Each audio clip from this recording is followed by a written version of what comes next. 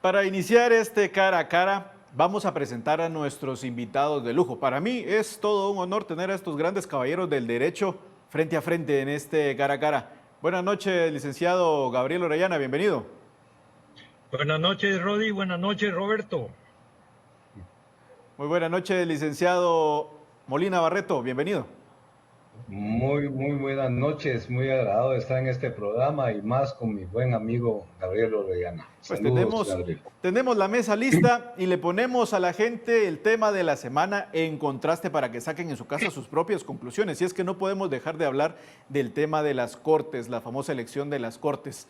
Yo les dejo la inquietud y les dejo ahí lo que se escucha en la calle, lo que la gente me dice es, mire, Joseph, esto inició entonces cuando la FESI, a través de una investigación, pues da los nombres de algunos candidatos a magistrados que se reúnen con Gustavo Alejos, un conocido operador político que está guardando prisión, y a raíz de eso empieza toda esta montaña, esta bola de nieve que se va creciendo y creciendo y creciendo.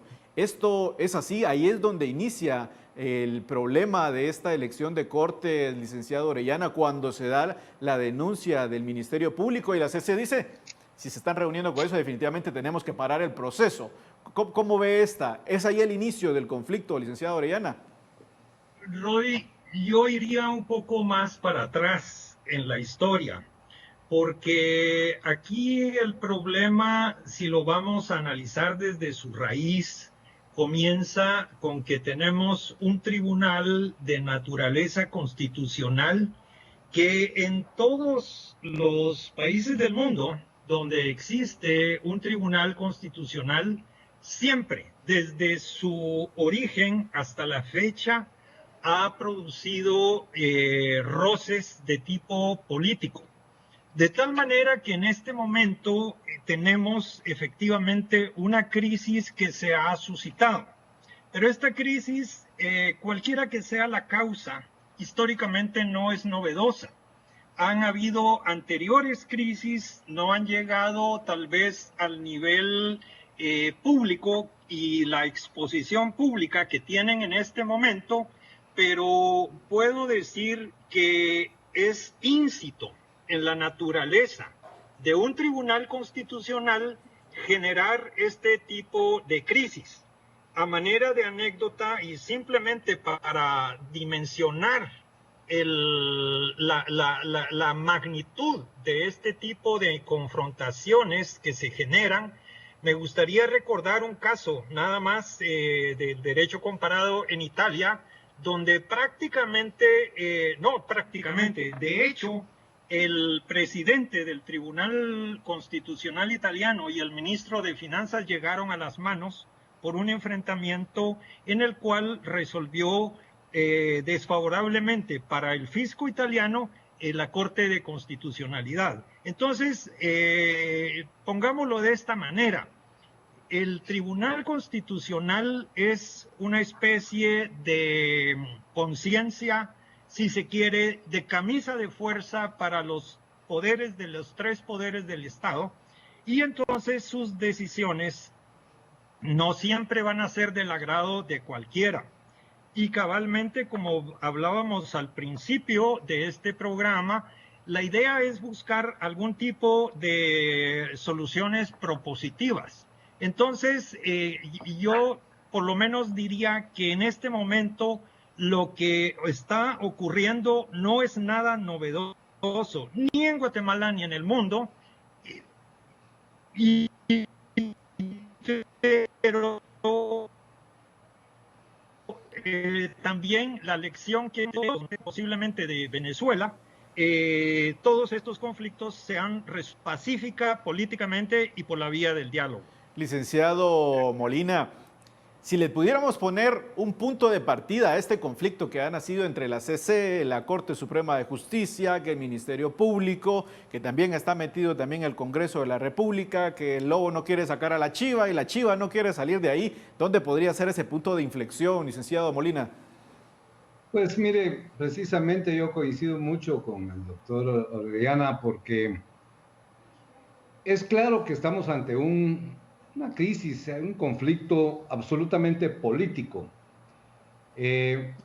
pero obviamente los conflictos políticos en un Estado republicano sí se deben de resolver en forma jurídica. O sea, lamentablemente aquí no podemos dejar nada más que se resuelvan en línea política, sino que debemos de tener la capacidad de lo que los abogados llamamos de poder aplicar o utilizar el método adecuado de hermenéutica jurídica. Y el método que más me viene a la cabeza por lo que decía Gabriel es pues el armónico. O sea, coincido con todo lo que dijo, esto no es nada novedoso, pero ¿cómo lo solucionamos? Entonces, obviamente, tenemos que revisar, primero en la columna vertebral existen en la Constitución Política de la República, y por supuesto, respetando las convenciones a las que Guatemala es obligado, que suscribió y es de cumplimiento obligatorio, y resolver por esa línea. Es correcto que al final va a ser una decisión jurídica. Lo que yo no veo ahorita en este lío, en este choque de trenes, porque ya no es choque de trenes entre el Congreso y la Corte de Constitucionalidad, sino también está como actor principal la Corte Suprema y ahora la Fiscalía General de la República. O sea, hay una verdadera crisis institucional que mejor que todos nos pongamos de acuerdo para, está bien, un diálogo, pero con fundamentos jurídicos, porque lamentablemente, le digo, porque a mí me ha tocado estar disertando sobre esto, y es muy lamentable que a veces uno tenga que debatir con activistas políticos, lo cual no es que yo critique ser activista, las ideologías son absolutamente válidas, y hay que hacerlo, y hay que participar en la vida política del país. Pero este es un verdadero problema de orden constitucional, de aplicación de leyes, de interpretación de leyes, y es ahí. Y por supuesto que estos problemas por todo el sistema de comisiones de postulación, desde que se inauguró la ley de comisiones de postulación, ha habido problemas y de eso podemos... Licenciados, en algunas de los procesos que ha llevado este problema, este choque de trenes, como bien lo denominaban, se habla mucho de ese conflicto de intereses, pero recapitulando un poco, pues para que la gente también sepa el contexto, cómo va el proceso de este problema a nivel de Cortes, un aspirante a ocupar una magistratura fue el que denunció a los magistrados de la CC. ¿Cuál fue el motivo de esta denuncia? Pues según él nos decía que a juicio del denunciante la sentencia de la CC se produce fuera de los límites de su competencia. Yo les pregunto a ustedes, ¿el denunciante no tendría también conflicto de intereses, Lico Orellana? Pongamos que lo tenga, pero también démosle el derecho a que plantee su amparo en el sentido más amplio que permite la ley de amparo y los convenios internacionales de Guatemala. Démosle manga ancha a ese punto.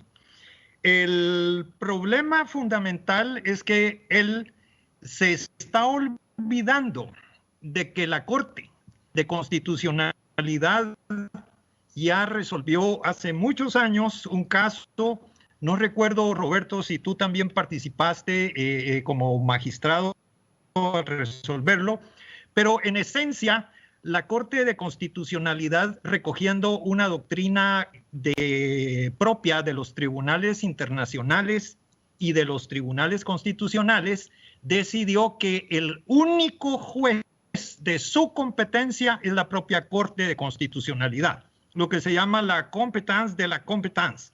Entonces, aquí ningún tercero puede venir a limitarle a la Corte de Constitucionalidad dónde y cuándo finaliza su función como garante del orden constitucional.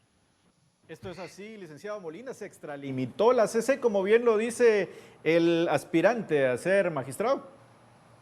En mi criterio, sí, y eso no contradice los conceptos de mi colega, sino que, por supuesto que la Corte es el máximo intérprete, pero no es un poder absoluto, ni puede ser monárquica sus decisiones, ni puede ser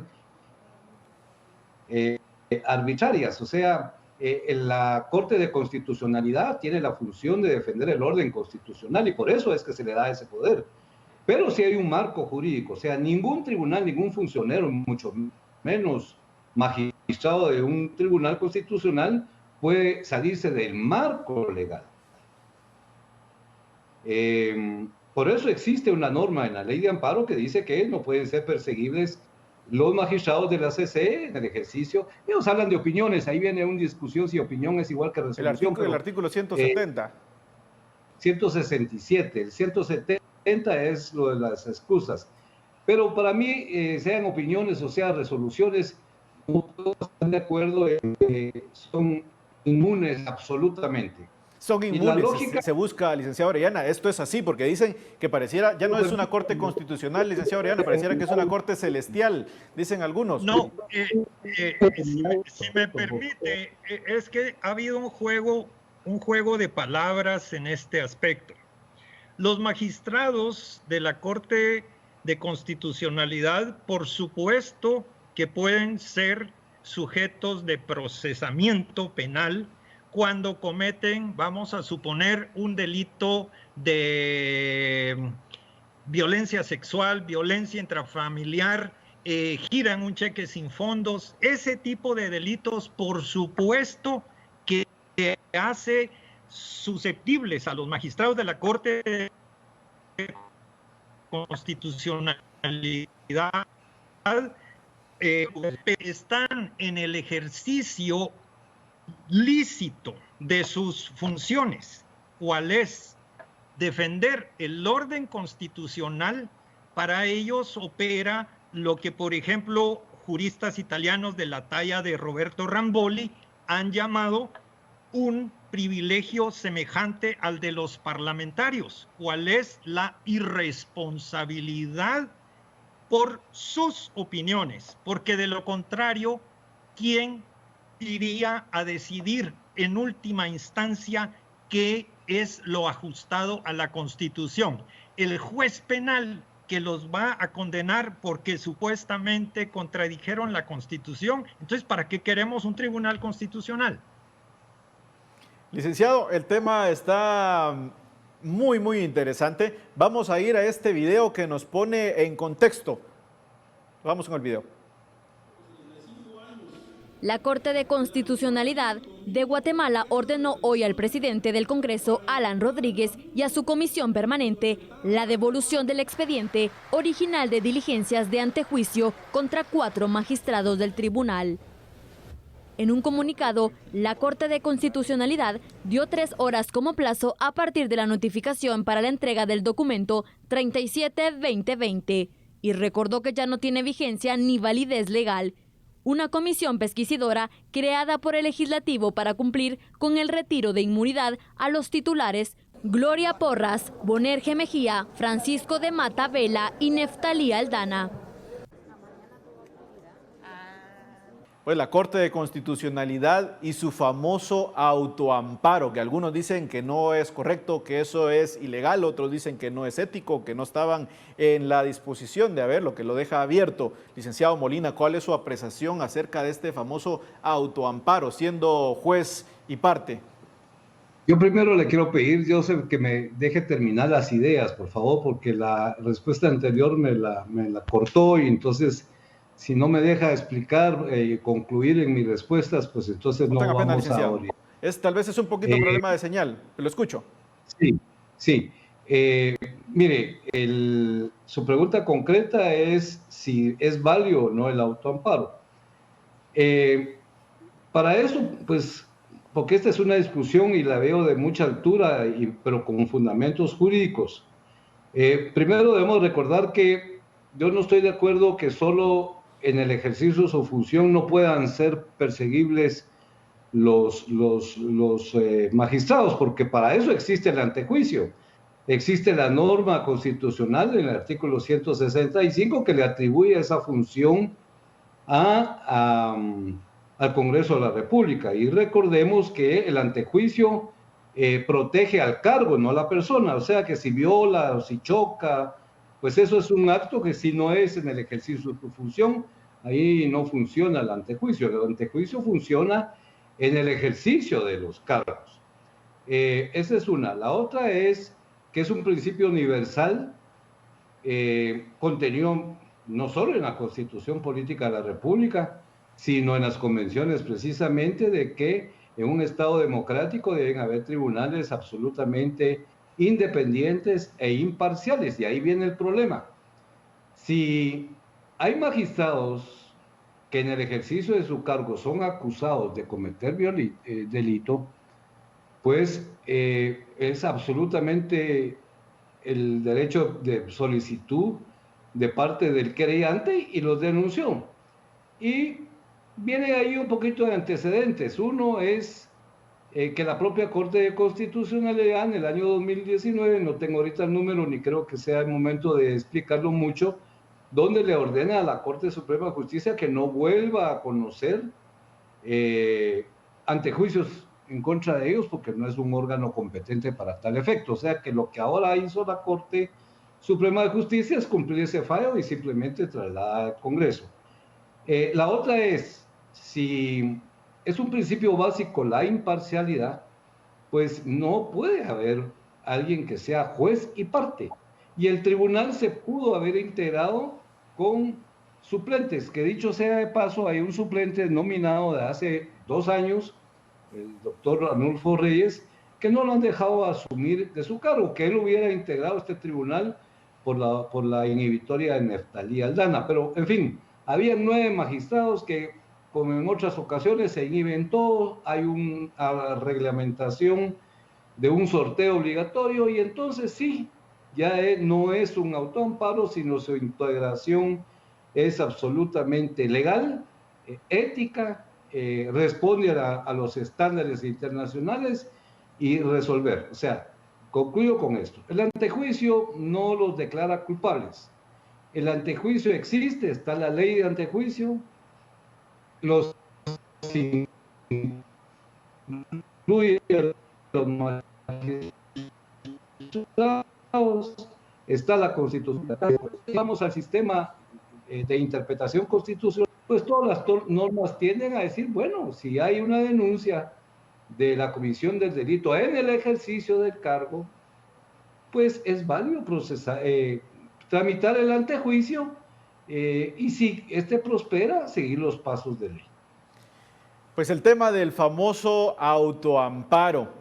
¿Cuál es su opinión respecto a este tema tan complicado, licenciado? Le doy la palabra. Bueno, comenzaría yo por señalar un aspecto elementalísimo. La Corte de Constitucionalidad la define la propia Constitución como un tribunal colegiado. Subrayo la palabra colegiado porque esto significa que toda resolución que dicte la Corte de Constitucionalidad no vale si no lleva el número de la firma, del número de magistrados que lo integren para conocer de la materia que se trate. Bien podría ser 5 magistrados, bien podrían ser 7 magistrados. En otras palabras, si 3 magistrados firmaran y 4 no firman, esa sentencia no existe, no cobra vida jurídica. Y lo mismo sucedería si firman 6, pero falta una firma. Esa sentencia no cobra vida jurídica. Esto nos lleva a otra conclusión. Aquí la decisión es colectiva, no es fruto de un solo magistrado. No es el mismo caso que cuando un juez de primera instancia va a resolver un caso en el que está involucrada su suegra, por ejemplo. En este caso, claro que hay un interés directo, propio, personal de ese juez. Pero cuando el tribunal colegiado dicta una sentencia, pues para eso existe la posibilidad de que los magistrados que no estén de acuerdo con la sentencia razonen su voto y lo hagan ver y lo agreguen a la sentencia. Otros magistrados podrán estar de acuerdo con la sentencia, pero por razones distintas a las que se vierten en el documento fundamental como ponencia propia de la mayoría de los que integran ese tribunal. Entonces, lo que estamos viendo es que acá no, si se va a procesar a algunos magistrados porque su decisión plasmada en una sentencia no se ajusta a la Constitución a juicio del actor, entonces se debe enjuiciar al tribunal completo. ¿Por qué? Porque el tribunal completo fue el que dictó la sentencia, nos guste o no nos guste. En cuanto al autoamparo, no hay tales de autoamparo. Autoamparo es un concepto, vamos a decir, politizado, un concepto de estigmatización, pero no es técnico. Por la sencilla razón de que los magistrados que lo utilizaron una norma jurídica jurisprudencialmente creada por la Corte en más de 9 sentencias. O sea, no hay un uso arbitrario de ese poder que les asiste para defender el cargo para el cual fueron nombrados. No puede haber abuso de su poder, de su privilegio, porque también están defendiendo a la institución, de tal manera que yo no veo ese tema de que haya autoamparo, ni tampoco le veo falta de ética, porque la ética de un juez constitucional es fundamentalmente defender el orden constitucional, dejando sus convicciones personales, sus intereses personales por aparte. De esa cuenta misma es que la propia ley de amparo, que se supone es parte o por lo menos un desarrollo en un grado jerárquico superior a las leyes ordinarias, le permite a los jueces eximirse de las causales de excusa o de recusación cuando sea conveniente. De esa cuenta es que yo creo que es, como decía Roberto, necesitamos de una discusión jurídica de mucho tiempo, de mucha altura, pero no puede juzgarse a buenas y primeras y descalificar una actitud de los jueces que tiene, a mi juicio, en sí mismo la ética del funcionario que tiene que defender el cargo para el cual juró lealtad a la Constitución. Bien, vamos a ir al primer corte de la noche y regresamos porque este diálogo está de altura y usted no se mueva de ahí porque seguro le va a resolver muchas dudas. Vamos al primer corte.